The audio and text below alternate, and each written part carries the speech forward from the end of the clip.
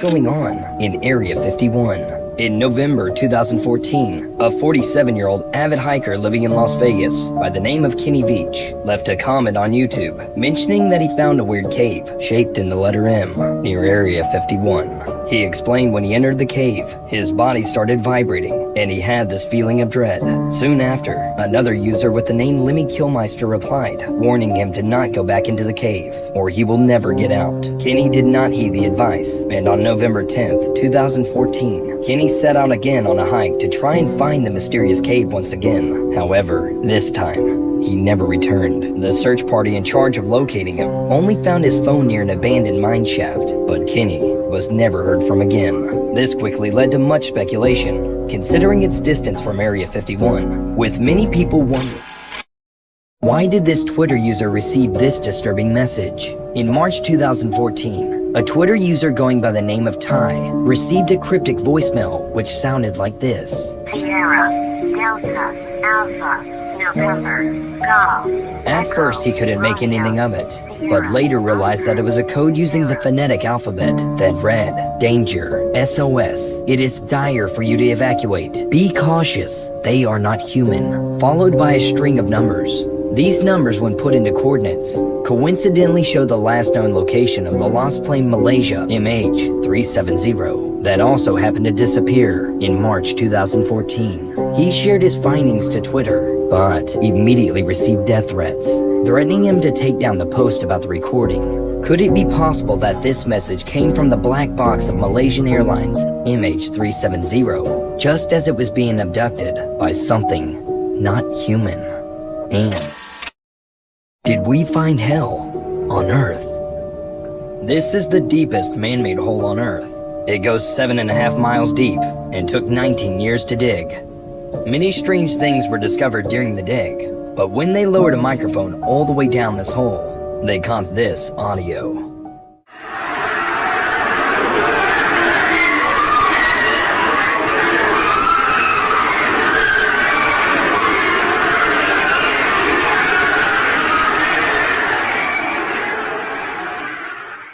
Leading many to think that the digging penetrated the gates of hell, allowing the screams of the dead to be heard. So, did we accidentally open the gates of hell? And more importantly, what was this man doing on board this abandoned ship? In 2014, the US Navy is on its way to decommission one of the oldest ships at the scrapyard. However, before workers were allowed to actually start breaking it down, the foreman had to go on board to take pictures of every room. As the ship is very big, the foreman decides to work overtime to complete the job, and work throughout the night with a flashlight taking hundreds of photos. He then emailed the photos to his boss, who replied instantaneously, "Who's the man with the axe?" Confused and convinced his boss was playing a trick on him, he got ready to call it a day, but then he noticed one more email that came with an attachment. Opening it, he got the shock of his life, as in every photo that he took, there was a faceless man holding an axe. The Navy later reviewed the footage of the only entrance and searched the entire ship, but the man with the axe was nowhere to be found.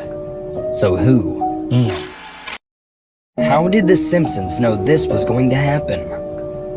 In an episode of The Simpsons that aired in the 1980s, Bart Simpson catches a three-eyed fish from the waters near a nuclear plant. This fish is named Blinky, and later in the episode, it's revealed that the nuclear waste dumped in the water from the plant was responsible for the creation of this fish.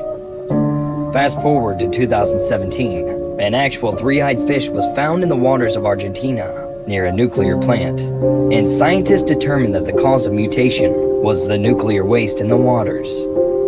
Well, it might seem like a coincidence, but where did this island come from? Located in the Parana Delta, in Buenos Aires, Argentina, there sits a small island called El Ojo, with a size of approximately 120 meters in diameter. The strange thing is that this island is able to rotate on its own axis. The whole island is incredibly solid, unlike the land surrounding it. And furthermore, the water around the island is super clear and cold, which is really strange considering the climate that El Ojo is in.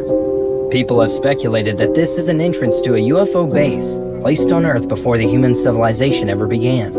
But even with scientists actively studying El Ojo, no one has an answer to the question. Have you seen the Night Lady?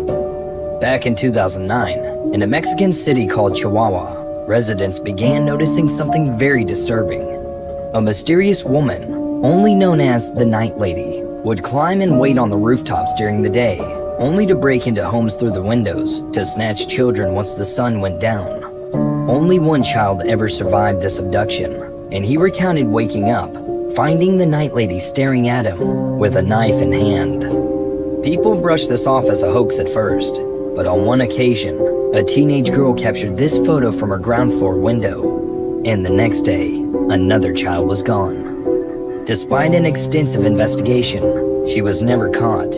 Until this day, the lost children were never found. So, what was the Cincinnati Crawler?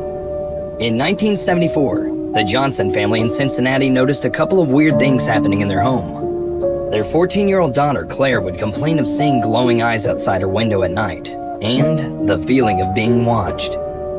One night, the youngest son, Timmy, was laying in bed in the dark when he felt the family dog jump onto his bed. Except that when he went to pet it, it wasn't the dog, but the Cincinnati Crawler, who immediately fled the scene. Till date, police think that the Crawler is responsible for the disappearance of 4 other boys in the area. While some believe that he was an escaped convict, others believe that he was actually the victim of human experiments that may have been conducted by the family's dad.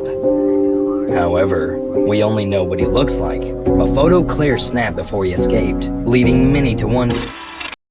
This scientist invented a way to see the astral realm. In the 1920s, a scientist by the name of Walter Kilner poured a blue-colored dye called dicyanin onto a glass screen in hopes of creating night vision goggles. After putting it on, he realized it blocked out most of the white light, allowing humans to see the aura of each other. The chemical was made illegal, but the military were quick to weaponize it, creating the first pair of night vision goggles. However, during the Vietnam War, when this piece of technology was handed out to the helicopter pilots, chaos soon followed. The pilots started firing on each other, claiming that they were firing at demons that were coming to get them, describing the experience as looking into hell. The officer in charge didn't believe it at first, but subsequently every time the goggles were used, similar events took place. Eventually, the officers and pilots were told not to use the goggles ever again, but it got many thinking it. This huge cave was built by giants. Deep in the country of Ecuador, a man named Father Creeping discovered a cave called Cueva de los Tallos. The cave had huge walls and an endless network, as if it was built for someone or something way bigger.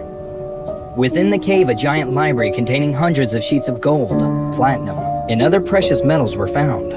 But the question is, who put them there? Furthermore, the Ecuadorian authorities disputed this discovery. However, it was later revealed that they too launched intensive investigations into these caves. Are they hiding this information because the origins of this cave is said to be able to reveal the errors and inconsistencies in our history?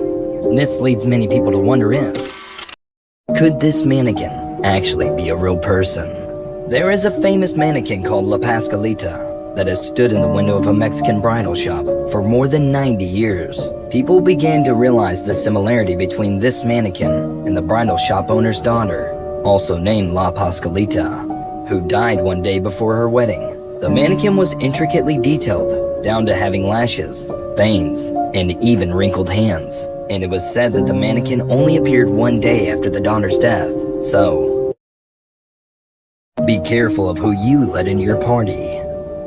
In the 1940s, Jack and Amelia Layton threw a Halloween party in Rochester.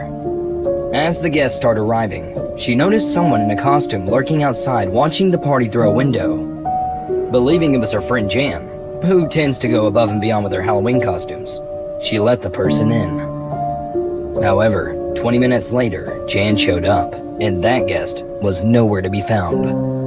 Amelia starts panicking and runs around the house looking for that person. Finally, she looks in her daughter's bedroom, but it was too late. The only thing left was her daughter's bloody shoe. That night, 4 reports of the same person abducting children came in, and none of those kids were ever found. At this point, all the police could do was warn people to